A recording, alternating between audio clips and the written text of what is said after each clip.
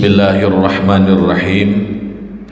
Assalamualaikum warahmatullahi wabarakatuh. Alhamdulillahilladzi ja'ala syahra Ramadan sayyidash syuhur. Asyhadu an la ilaha illallah wahdahu la syarikalah wa ashhadu anna sayyidana wa nabiyyana Muhammadan abduhu wa rasuluh alladzi la nabiyya ba'dah. Allahumma salli ala sayyidina Muhammad wa ala alihi wa sahbihi ajma'in, amma ba'd. Subhanaka la ilma lana illa ma 'allamtana innaka antal alimul hakim. Bersyukur kehadirat Allah Subhanahu wa ta'ala dengan mengucapkan alhamdulillahirabbil alamin. Izin Allah, nikmat Allah, ridha Allah, kita dapat berhadir, bertemu, bersilaturahim di majelis ilmu pagi hari ini, di hari yang ke-19 Ramadan 1445 Hijriah. 18 hari Ramadan sudah kita lewati tahun ini. Tentunya kita berdoa semoga amal kita di 18 hari Ramadan yang sudah kita lewati berterima di sisi Allah Subhanahu wa ta'ala. Doa dan hajat kita diijabah Allah, amin ya rabbal alamin. Salawat dan salam kita persembahkan keharibaan alam Nabi besar Muhammad Rasulullah sallallahu alaihi wa alihi wasallam. As-shaimin as-shaimat yang dirahmati Allah, tema kajian kita pada pagi hari ini berjudul pentingnya ibadah zakat. Bahwa zakat menjadi satu instrumen, menjadi satu amal ibadah kita dalam rangka mendekatkan diri kepada Allah Subhanahu wa ta'ala melalui berbagi rizki yang kita miliki. Maka pada kesempatan kali ini pentingnya ibadah zakat itu nanti akan kita bahas melalui dua aspek, aspek hukumnya dan aspek sosialnya.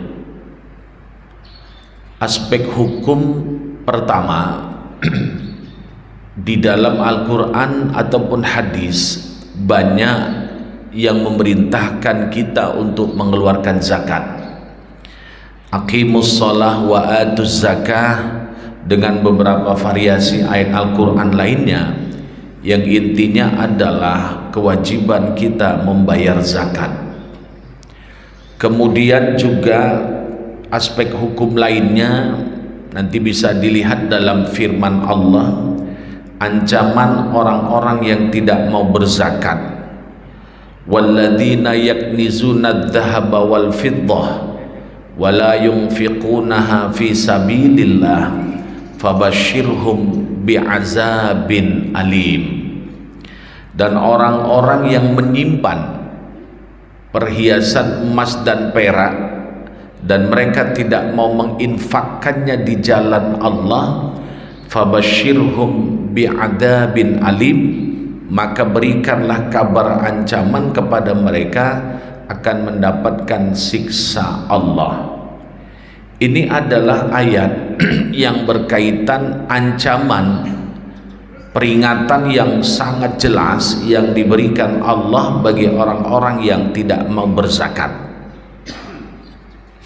Kemudian nanti kalau kita lihat aspek hukum lainnya adalah begitu pentingnya membayar zakat atau berzakat itu sampai-sampai kebijakan Abu Bakar Siddiq radhiyallahu an sebagai khalifah yang pertama, ada dua kebijakan beliau, regulasi beliau yang beliau tetapkan ketika beliau menjabat sebagai khalifah pengganti Nabi Muhammad sallallahu alaihi wasallam. Kebijakan ini ada dua macam yang sangat familiar. Pertama, qitalul murtaddin, memerangi orang-orang murtad. Maka waktu itu karena banyaknya orang-orang yang murtad, ketika mereka tidak percaya dengan wafatnya Nabi Muhammad sallallahu alaihi wasallam, mereka banyak yang murtad, sehingga di waktu Abu Bakar Siddiq menjadi khalifah, maka kebijakan beliau adalah memerangi orang-orang murtad. Itu kebijakan yang pertama. Kebijakan yang kedua yang dikenal dengan memerangi orang-orang yang tidak mau berzakat. Kebijakan Abu Bakar ini termasuk kebijakan yang tidak familiar, yang memang itu belum pernah terjadi di masa Nabi Muhammad masih hidup. Maka waktu itu awalnya sahabat Nabi yang tidak sependapat dengan Abu Bakar itu termasuklah Umar bin Khattab radhiyallahu an. Tapi ketika dijelaskan alasan-alasan Abu Bakar, maka Umar bin Khattab merasa sependapat dan setuju. Abu Bakar menganggap bahwa permasalahan zakat ini menurut beliau itu harus ada campur tangan pemerintah. Waktu itu yaitu Abu Bakar Siddiq. Karena Abu Bakar Siddiq itu menjadi khalifah itu selama 3 tahun. Tahun 11 Hijriah sampai tahun 13 Hijriah. Maka ketika dipandang Abu Bakar berkaitan dengan pelaksanaan zakat, maka pemerintah waktu itu yaitu Abu Bakar Siddiq sendiri yang menjadi khalifah, itu mesti pemerintah itu harus ikut andil. Harus ikut andil dalam rangka apa? Ini kan sesuai dengan firman Allah juga. Apa yang dilaksanakan regulasi Abu Bakar itu kan termasuk sesuai dengan firman Allah, khudz min amwalihim shadaqatan tutahhiruhum wa tuzakkihim biha. Maka Allah berfirman, khuz, ambillah secara paksa. Ya berarti kalau sudah ambillah secara paksa, ini adalah wilayahnya tupoksi dari pemerintah. Apa itu? Dari harta-harta orang yang kaya. Untuk apa? Untuk mau berzakat. Kenapa? Karena zakat itu menjadi satu kewajiban bagi orang-orang yang mampu. Maka sebenarnya kebijakan Abu Bakar ini menjadi satu kebijakan yang luar biasa. Tapi memang lagi-lagi perlu dipahami, kenapa ada istilah diperangi. Diperangi ini adalah itu usaha terakhir. Kalau memang sudah diberikan pendekatan, diberikan edukasi kepada masyarakat, waktu itu mereka juga nggak mau berzakat, maka keluarlah istilahnya tadi yang disebut dengan diperangi.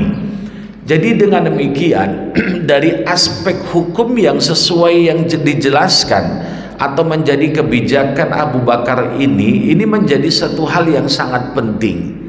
Karena memang pemerintah waktu itu termasuk Abu Bakar menganggap masalah zakat ini bukan hanya sekedar urusan personal manusia saja, tapi harus ada campur tangan pemerintah untuk dalam rangka bagaimana masyarakat mau berzakat dan zakat itu sesuai dengan aturan Islam yang ada.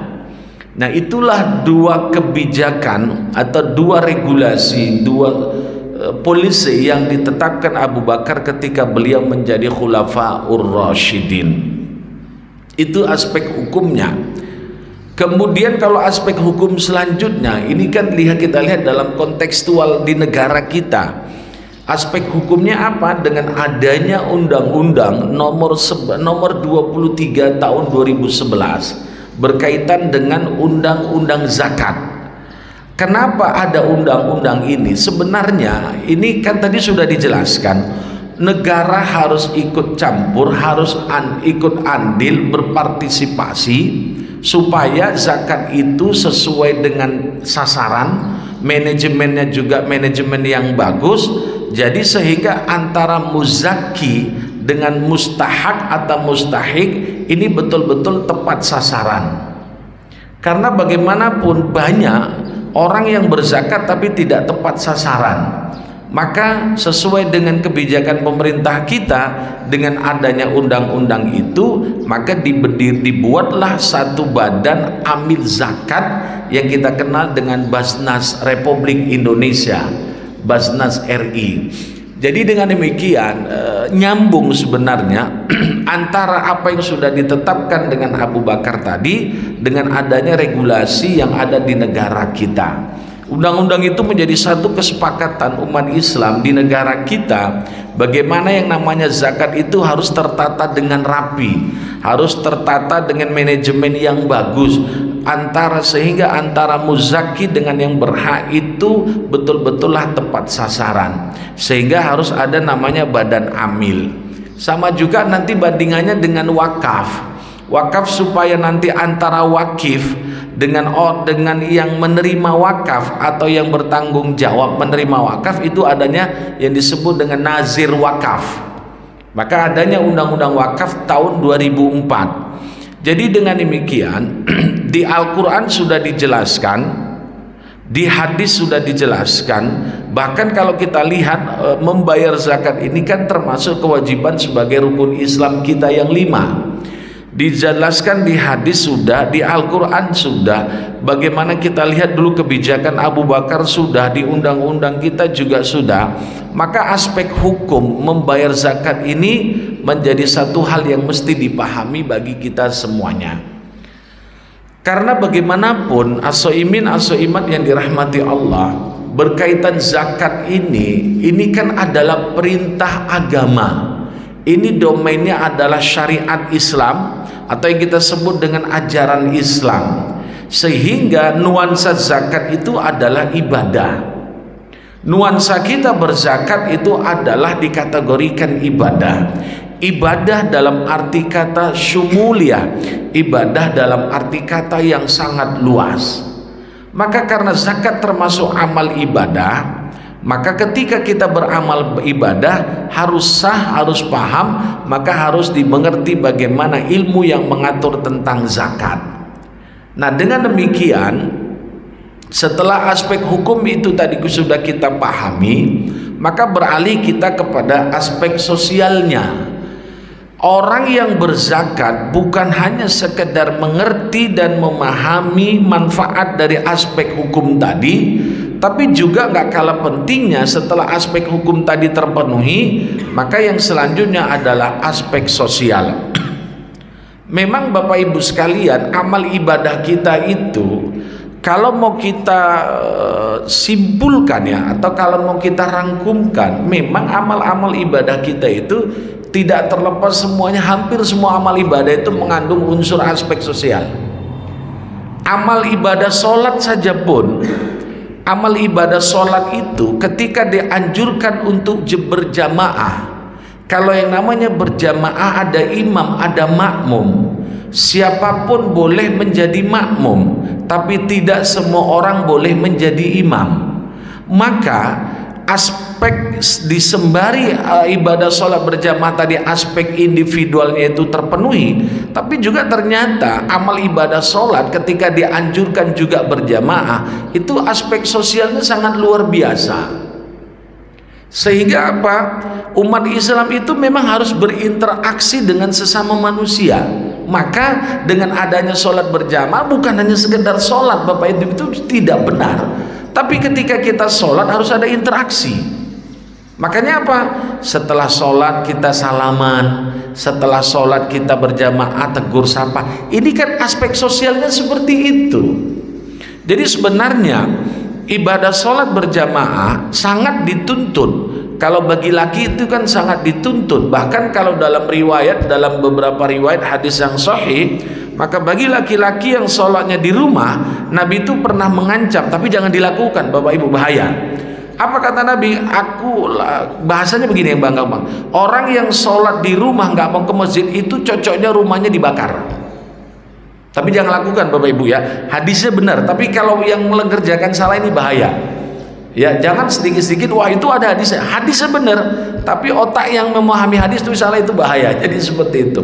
Makanya sholat berjamaah di masjid itu sangat dituntut. Karena harus bukan hanya sekedar sholatnya saja, tapi juga ada hubungan interaksi sosial di antara kita. Jadi kan seperti itu. Kalau kita kadang sholat sering di rumah tidak mau ke masjid, problemnya kan seperti itu. Tapi kalau kita sholat ke masjid, kita tegur sapa. Ya setelah sholat salaman, nanti ditanya, Bapak tinggal di mana? Oh saya tinggal di sana Pak. Itu kan namanya interaksi sosial. Jadi ibadah sholat saja pun itu ada dampak positifnya dari yang disebut dengan ibadah sosial. Kemudian ibadah apapun namanya, ibadah seperti amal ibadah puasa, wah itu aspek sosialnya sangat luar biasa. Ya, kenapa dianjurkan makan sahur, kenapa dianjurkan berbuka? Ternyata hikmahnya aspek sosialnya luar biasa. Ya, kenapa dianjurkan berbuka? Ya, di samping itu adalah ibadah, tapi dengan adanya berbuka ini, maka aspek sosialnya apa? Kita dianjurkan untuk berbagi rezeki kepada orang lain. Maka bagi kita di Ramadan ini, ayo berburu untuk memberi makan ataupun untuk berbuka takjil bersama. Jadi seperti itu.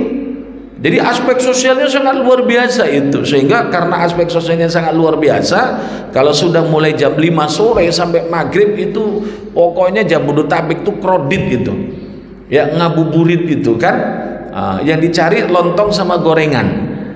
Ya, saya lihat memang di berita online media massa memang klasmen pertama masih gorengan sama lontong, itu tidak terpisahkan. Ya itu memang nggak bisa tergantikan itu. Itu luar biasa itu, kayak manapun pokoknya tiap hari itu nggak ada bosannya. Makanya kadang hebat juga kita ini ya, gorengan sama lontong itu kayak manapun menu bukaan kalau nggak ada itu kurang pas. Ya makanya kadang kalau buka mengikuti sunnah ya nggak pakai gorengan. Nabi itu memang nggak pernah belum pernah ada sejarahnya dalam riwayat buka puasa pakai gorengan sama lontong, belum pernah. Dalam riwayat itu yang Nabi lakukan ketika buka cuma makan kurma 3 biji sama minum air putih, setelah itu sholat.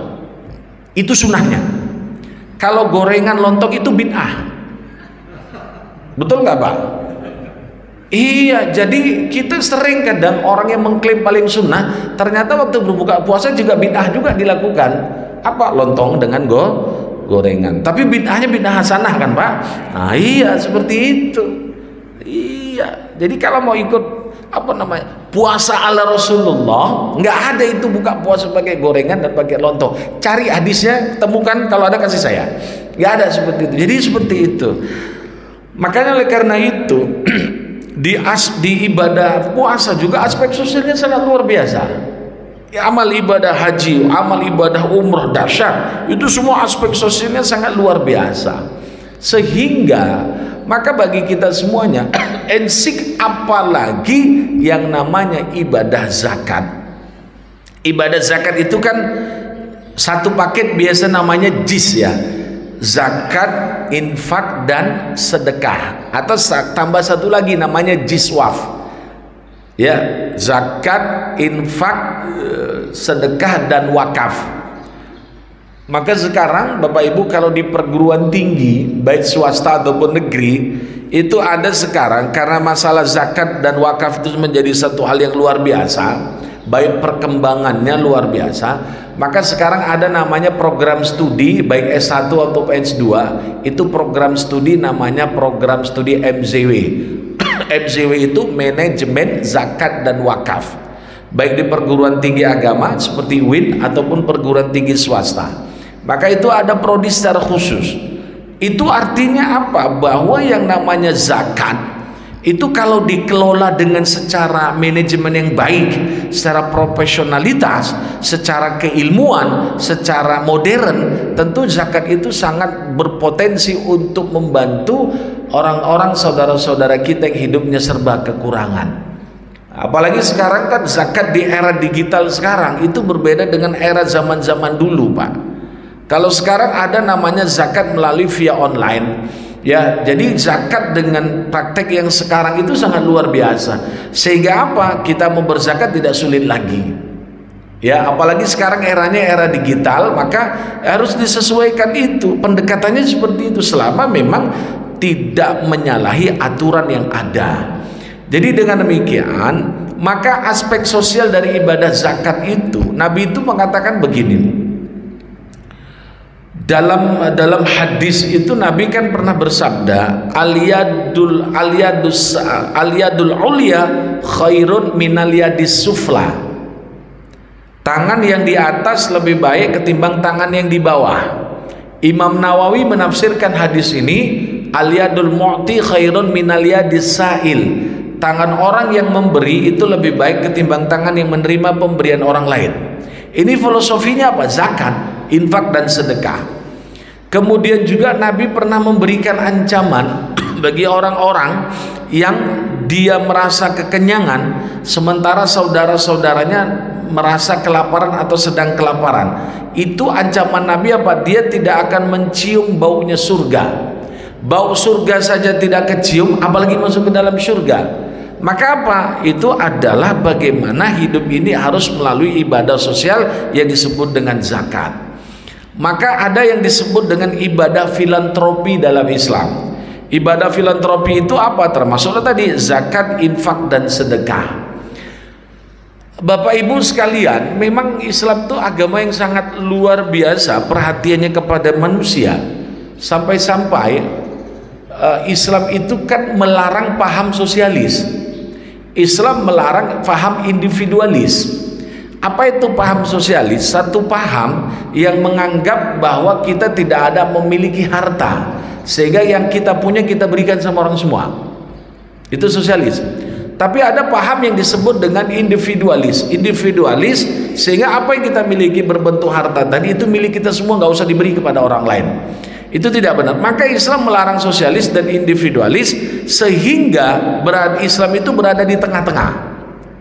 Maka betul dalam Al-Quran itu surah Al-Furqan, idza anfaqu lam yaqturu wa lam yusrifu wa kana baina dzalika qawama, bahwa kalau kita berinfak maka jangan terlalu loyal, ya, jangan semua diberikan, dan jangan terlalu bakhil. Sehingga apa? Harus ada yang diberi dan harus ada yang disimpan. Jadi kita menabung ataupun menyimpan harta yang kita miliki dan juga memberi apa yang harta kita miliki, itu adalah ajaran Islam. Sehingga bagi kita semuanya hidup itu berada di tengah, jangan pelit banget, jangan kikir banget, dan jangan loyal banget, sehingga harus ada yang disimpan untuk kebutuhan hidup kita. Maka oleh karena itu, karena kita esensi dalam agama Islam itu sebagai makhluk sosial yang esensinya adalah mesti berbagi kepada orang lain, maka ada amal-amal ibadah yang memang itu tujuannya untuk sosial, aspek sosial seperti zakat, infak dan sedekah. Memang dalam Al-Quran kadang ditemukan penggunaan istilah zakat itu memakai sedekah ataupun infak. Jadi tidak selamanya monoton, tidak selamanya kalau bahasa Al-Quran itu dengan bahasa zakat dia zakat, tidak, itu ada variasi. Ya, nanti bisa satu ayat dia menggunakan istilah infak tapi maknanya zakat, ada maknanya sedekah tapi di kalimat itu sedekah tapi maknanya zakat. Seperti firman Allah, A'udzubillahi minasyaitonirrajim, Bismillahirrahmanirrahim, anfiqu mimma kasabtum, ya, infakkanlah apa yang kamu usahakan dari hasil bekerja. Anfiqu itu kan infak, tapi maknanya zakatkanlah apa yang hasil dari kamu bekerja. Jadi bukan infak yang kita bayangkan yang sunnah, tapi infak bisa bermakna wajib, yaitu zakat. Kemudian juga sedekah juga itu dikategorikan adalah zakat. Makanya firman Allah, khudh min amwalihim sodakotan. Nah, bahasanya jelas itu, sodakotan. Ambillah dari harta-harta mereka untuk sedekah. Apa makna sedekah ke situ? Ai az-zakat. Maknanya bukan sedekah yang kita pahami yang biasa, tapi adalah zakat. Maka nanti kalau di dalam terminologi bahwa dijelaskan sedekah itu ada dua macam. Ada sedekah yang wajib, ada sedekah yang sunnah. Kalau sedekah yang wajib itu adalah zakat. Kalau sedekah yang sunnah adalah sedekah yang biasa.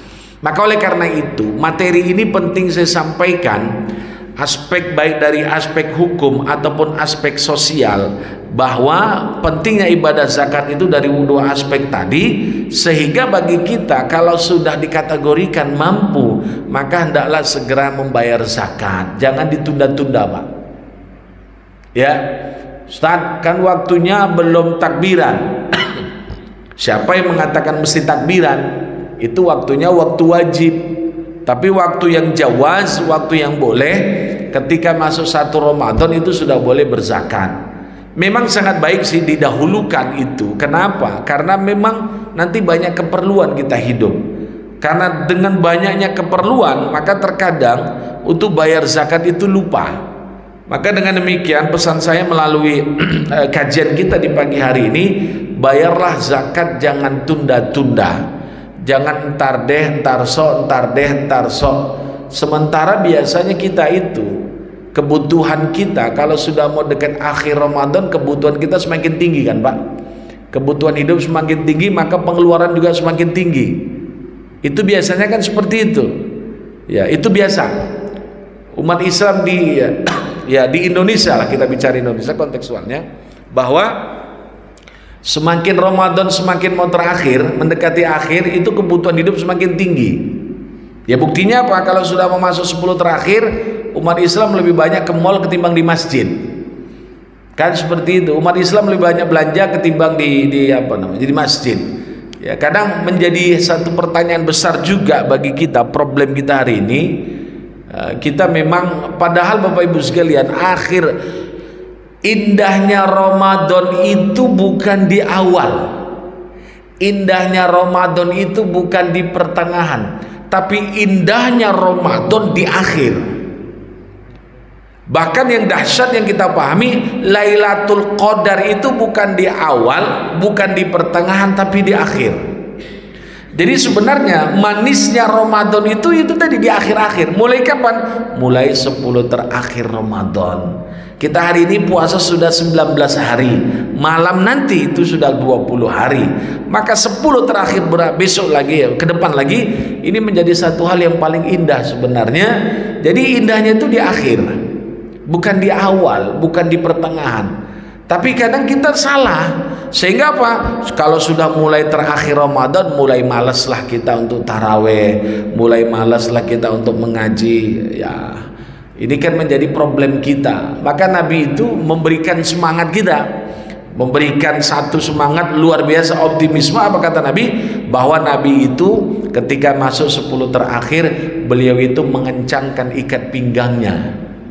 Ya, kalau orang yang mau semangat, mau berperang tanda kutip ya, orang yang ingin semangat dalam melakukan sesuatu perbuatan, ya kan harus pakaian itu harus kencang. Sehingga apa? Maka Nabi di 10 terakhir itu banyak menganjurkan kepada kita harus banyak beribadah di masjid. Jadi seperti itu Bapak Ibu yang dirahmati Allah Subhanahu wa taala. Memang problem kita ya seperti itu. Ya kadang ya jadi satu pertanyaan besar bagi kita, introspeksi diri tentunya. Maka itulah tadi, padahal menjelang akhir Ramadan itu indah, itulah saat yang paling indah yang diberikan Allah kepada kita.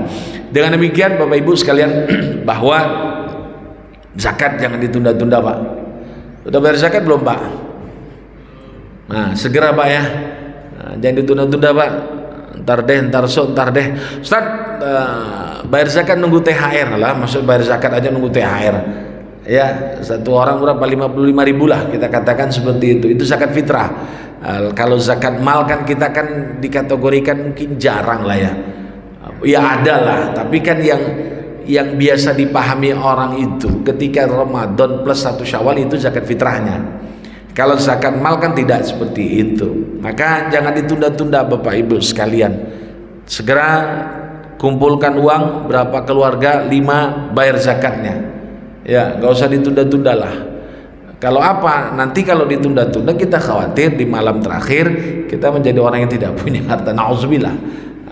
Tapi seperti itu kita hidup ini, terlalu banyak kebutuhan, maka yang prinsipil, yang urgen masalah zakat itu tidak terpenuhi. Apalagi hidup kita ini kan kadang lebih tinggi gaya hidup ketimbang kebutuhan hidup Pak, kan seperti itu lebih tinggi gaya hidup ketimbang kebutuhan hidup.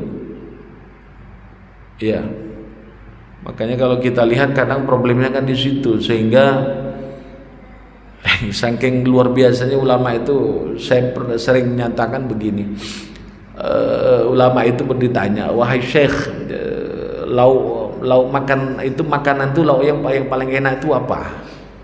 Makan kalau lauknya paling enak apa? Ulama besar itu bukan mengatakan daging, bukan mengatakan ikan, tapi al-ju'. Al-ju' itu lapar. Kalau sudah lapar, Pak, makan apapun enak kan? Kita dulu di kampung, Pak, makanan yang dibuat oleh orang tua kita itu enggak mewah-mewah, sederhana.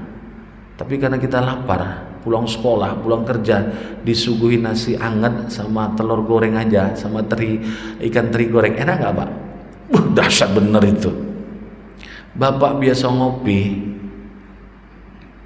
harga kopi saset berapa, Pak? Cuma 3.000 kan? Itu kan sudah enak. Kalau sudah memang waktunya ngopi, belum ngopi itu puyeng, dunia bisa oleng kan, seperti itu. Sehingga bawa kopi dari 1 kilometer udah kejam. Nah itu Ustaz, bawa kopi Ustaz. Itu kalau sudah candu ngopi, nggak mesti kita ngopi yang di bak-bak sana kan, yang habis berapa, 40.000 ya kan, habis ngopi di foto posting jebret masuk. Itu kan, itu kebutuhan hidup atau gaya hidup, Pak? Gaya hidup. Jadi sebetulnya kenapa kok bersyukur itu susah? Sebenarnya kalau bersyukur itu gampang. Apa yang sudah menjadi kebutuhan hidup kita itu bersyukur, indah itu. Nggak mesti yang begitu mewah, nggak mesti itu. Ya, kenapa kok mesti makan itu bermacet ria, sehingga buka puasa bersama mesti di sana? Ya, sehingga apa yang terjadi? Macet jalan, bermacet ria, kena etol lagi, kena BBM, di jalan macet ngomeli orang, sumpah serapah, sampai lokasi sudah azan. Jadi seperti itu. Jadi kadang kita itu kan gaya hidup aja, Pak. Sebenarnya makanya kadang orang-orang menjadi orang bahagia itu nggak susah sebenarnya. Nggak mesti namanya orang bahagia itu naik mobil mewah, turun mobil mewah, nggak mesti seperti itu. Kadang kita berpikir orang yang duduk di pinggir jalan ngopi hanya sekedar 3.000, 2 kali 1 hari 6.000 rupiah, makan ala kadarnya, itu sudah senang, itu udah bahagia itu namanya.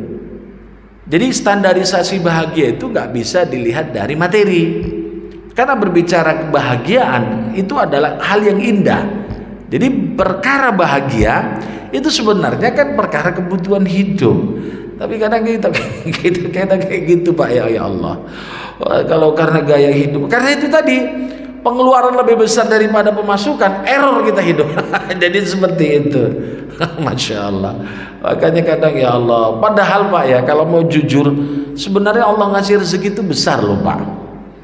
Cuma kita salah manajemen, sehingga kan dikasih Allah besar, kecil semua terasa akhirnya. Itu tadi kadang hidup ya Allah, apalagi yang kurang diberikan Allah sama kita. Itu tadilah.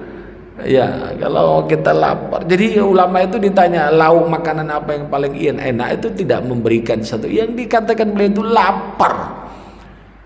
Ya gak usah jauh-jauh lah, Pak. Kalau kita sudah berbuka puasa, kalau sebelum berbuka itu melihat apapun kan enak rasanya. Lihat minuman ini, makanan itu enak. Tapi kalau sudah beduk di masjid, azan maghrib, minum air putih sama kurma 1 butir, itu enak rasanya kan. Apalagi kalau orang yang sudah biasa candu, Ustaz, saya kalau buka puasa nggak mesti banyak-banyak, sekedar kopi sama rokok, udah selesai. Jadi seperti itu.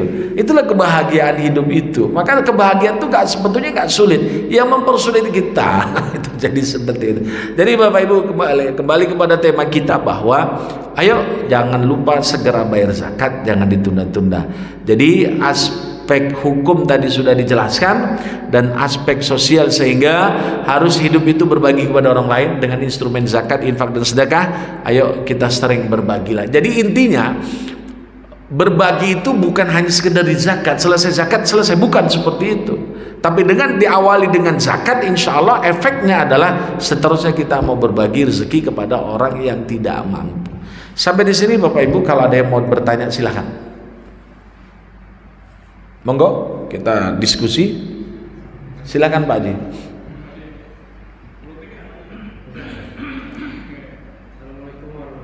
Waalaikumsalam. Pengen tanya kan, kalau zakat mal itu ukurannya berapa persen dari kita yang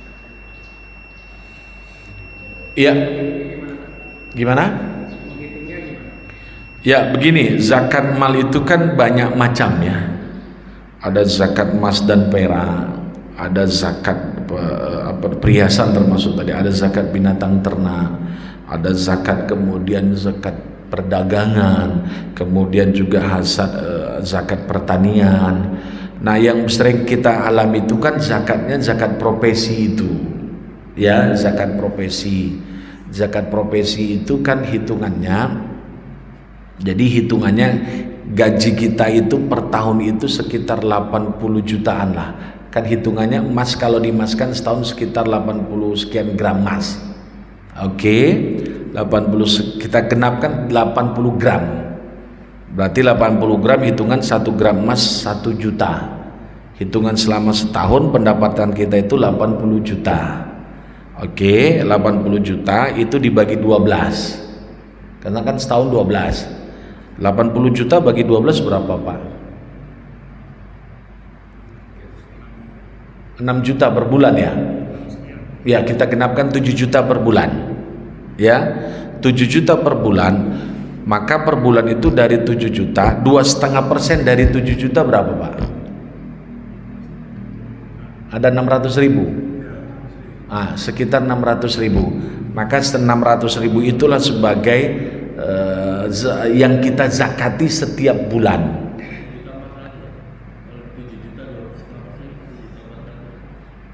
1.400.000, nggak salah itu.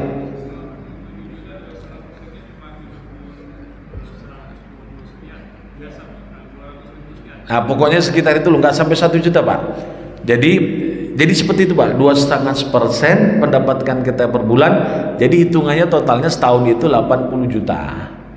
Kalau hanya sekedar setahun hitungannya cuma 30 juta, itu nggak wajib zakat profesi itu. Nah, karena dia tidak dikategorikan orang yang mampu untuk zakat profesi. Nah, itu berkaitan dengan itu. Jadi 2,5%.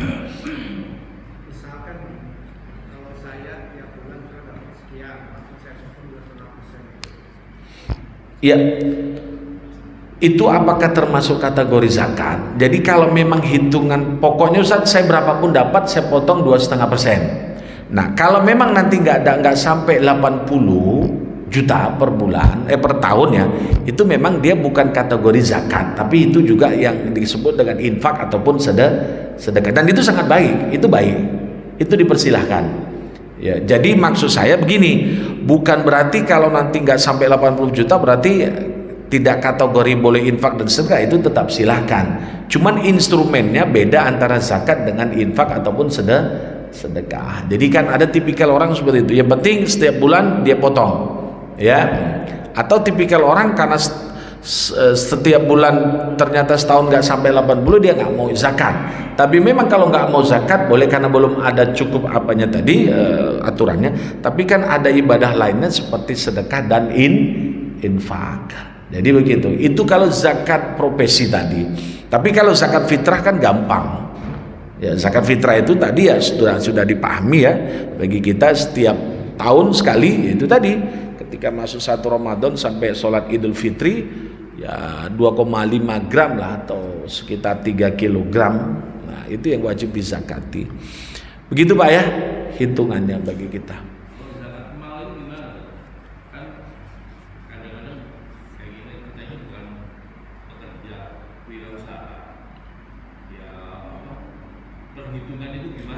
Ya kalau kita wirausaha kita katakan pedagang. Ya pedagang itu tadi setahun berapa hasilnya, itu tadi sekitar 80% atau berapa, 80 gram, nanti dihitung dari 2 per bulannya per 2,5% dari modal yang sudah kita potong. Kalau modal belum terpotong sehingga dia hitungannya bisa dikategorikan nggak tersampai, itu tidak. Jadi kan gini, zakat itu kan harta sisa dari modal. Jadi seperti itu. Nah, Seumpamanya dia punya pertanian dan segala macam kan, sawit dan segala macam. Potong dulu untuk modal sekian persen, maka dizakatkan 2,5%. Tapi yang jelas bahwa hitungan zakat itu kan menjadi satu hal yang ada haulnya. Haulnya itu setahun. Nisabnya itu sesuai dengan 2,5% itu. Ya. Jadi begitu Bapak Ibu sekalian. Ada lagi Pak, silakan. Ada yang mau nanya? Saya udah paham semua?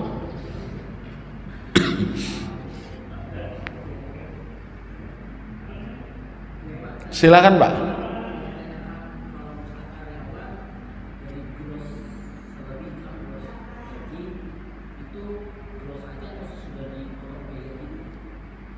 Iya, itu sudah dipotong biaya kebutuhan.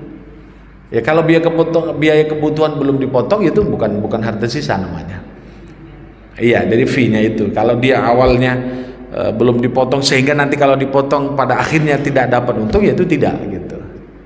Nah, karena itu lebih bijaksananya Islam itu. Sehingga nggak penting, nggak langsung konsep zakat potong segala macam, tidak. Selesaikan dulu berapa modalnya segala macam, nanti baru dihitung. Begitu Pak ya. Cukup. Saya yakin Bapak Ibu sudah paham. Ya, yang penting jangan ditunda-tunda Pak zakat. Ya, ntar malam suruh bayar zakat Pak ya. Datang ke masjid ini udah bayar zakat, nggak usah ditunda-tunda, besok, nggak usah. Itu saja Bapak Ibu pentingnya ibadah zakat, bahwa dari sisi aspek hukum dan aspek sosial. Semoga bermanfaat bagi kita semuanya. Amin ya rabbal alamin. Kita tutup dengan doa. Bismillahirrahmanirrahim. Alhamdulillahirabbil alamin, wassalatu wassalamu ala asyrafil anbiya'i wal mursalin wa ala alihi washabbihi ajmain. Allahumma shalli ala sayyidina Muhammad wa ala sayyidina Muhammad. Allahumma ij'al jam'ana hadza jam'an marhuma wa tafarruqana min ba'di tafarruqan ma'suma. Allahumma innaka 'afuwun karim tuhibbul 'afwa fa'fu anna ya karim. Rabbana taqabbal minna salatana wa siyamana wa du'aana wa sayra amalina fid dunya wal akhirah. Rabbana atina fid dunya hasanah wa fil akhirati hasanah wa qina adzabannar. Wa sallallahu wasallam ala sayyidina wa maulana Muhammad wa ala alihi washabbihi ajma'in bi fadlika subhana rabbika rabbil izzati amma yasifun. Wassalamun ala mursalin walhamdulillahi rabbil alamin. Subhanakallah wa bihamdik asyhadu an la ilaha illa anta astaghfiruka wa atubu ilaik. Billahi taufiq wal hidayah. Assalamualaikum warahmatullahi wabarakatuh.